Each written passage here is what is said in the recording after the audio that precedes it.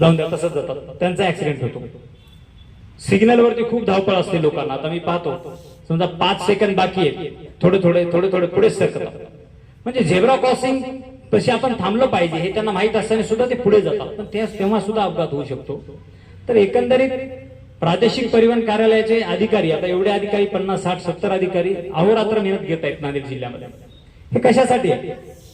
त्यांचा उद्देश तोच आहे, कुठेही कार्यक्रम घेऊन एखाद्याचा ऍक्सिडेंट होतानाचा वाचला, कुठेही कार्यक्रम घेऊन एखाद्याचा प्राण जरी वाचला तर आम्ही घेतलेल्या कार्यक्रमाचं सार्थक झालं असं आम्ही समजू, एवढीच आमची इच्छा आहे. तुम्हाला कोणाला दुखापत होऊ नये, तुमच्या घरातलं कोणी मृत्युमुखी पडू नये, तुमच्या डोक्याला कुठला आघात होऊ नये.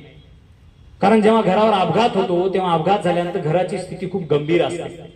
मानसिक माणूस खचला जातो, शारीरिक खचला जातो, आर्थिक खचला जातो आणि सामाजिकही खचला जातो. म्हणजे जेणेकरून समाजामध्ये चारही बाजूने त्या माणसाचा ऱ्हास होतो. मग अशा काळामध्ये जर आपण प्रवास करताना हेल्मेट वापरला, त्यानंतर दुसरा एक उद्देश सांगतो, दररोजच प्रवास करणाऱ्या लोकांनी एक दिवस प्रवासाचा उपवासच केला पाहिजे. म्हणजे की आज मला कुठं जायचंच नाही, बस टाळणार, मी कुठे जायचं तर चलत जाईल, मी आज गाडी वापरणार नाही. आणि यत कदाचित त्याच दिवशी त्या माणसाचा ऍक्सिडेंट व्हायचा असेल आणि तो चलत जर गेला तर तो वाचेल. त्यामुळं प्रवासाचाही उपवास आपल्याला करता आला पाहिजे.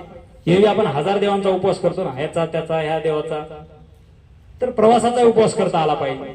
त्यामुळे हेल्मेट वापरा. तुमच्या सगळ्या घरातील आई असतील, वडील असतील, तुम्ही स्वतः असाल, तुम्ही सुद्धा सुरक्षित या. मॅडम खूप छान सांगितलं की तुम्ही बॅगा वगैरे कशा ठेवता, धावपळ कशी असते तुमच्या मागे, गाडीतून उतरताना तुम्ही जसं मुंबईला गेले